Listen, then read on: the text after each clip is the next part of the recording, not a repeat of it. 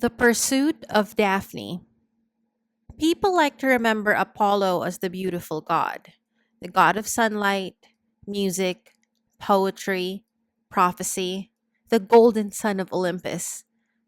But beauty and cruelty have never been strangers in Greek mythology, and the story of Apollo and Daphne begins, as many tragedies do, with pride.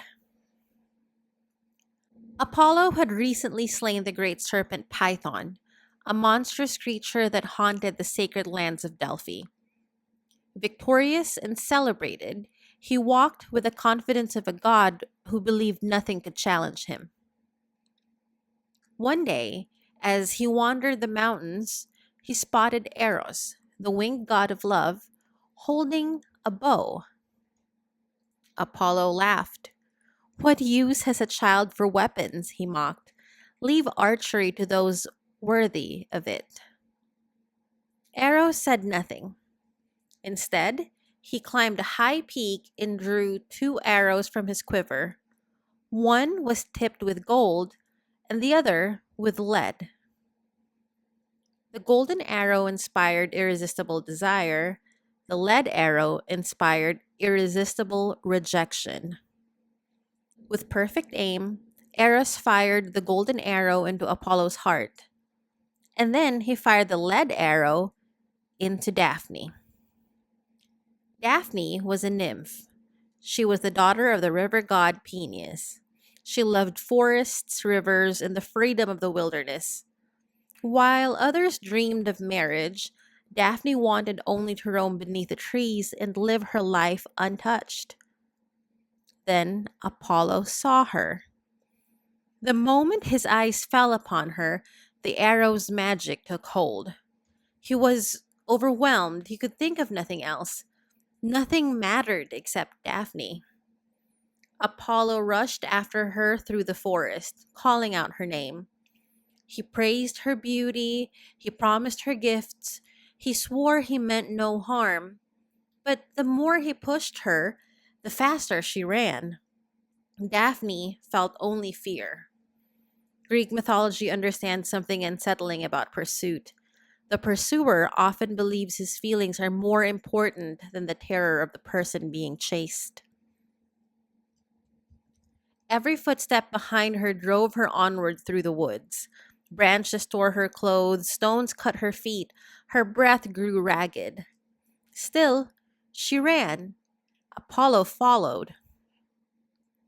The god of music and poetry forgot every song except the one beating in his own heart. Through valleys and forests they raced, hunter and hunted, until Daphne felt her strength begin to fail.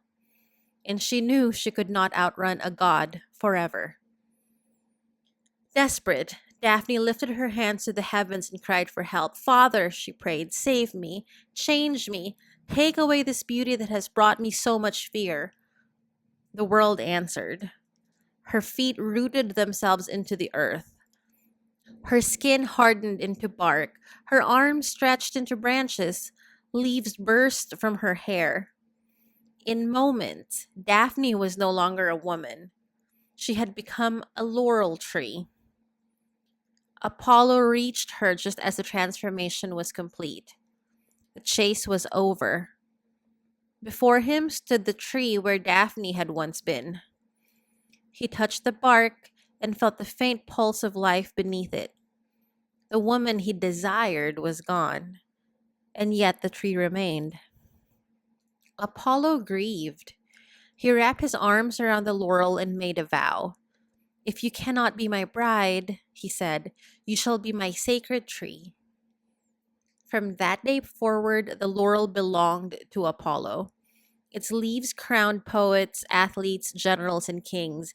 Victors wore laurel wreaths upon their heads as symbols of glory and achievement.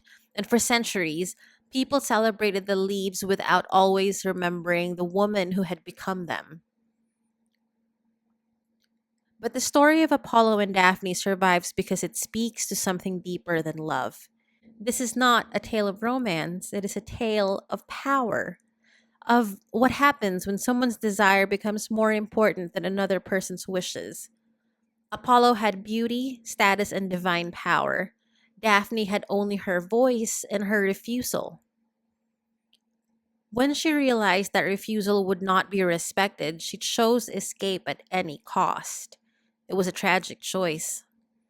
She lost her human life, her future, and her freedom to remain herself. Yet she never surrendered the one thing that was truly hers to give. Perhaps that is why the story has endured for thousands of years. Not because Apollo's love was beautiful, but because Daphne's refusal was powerful enough to echo across time.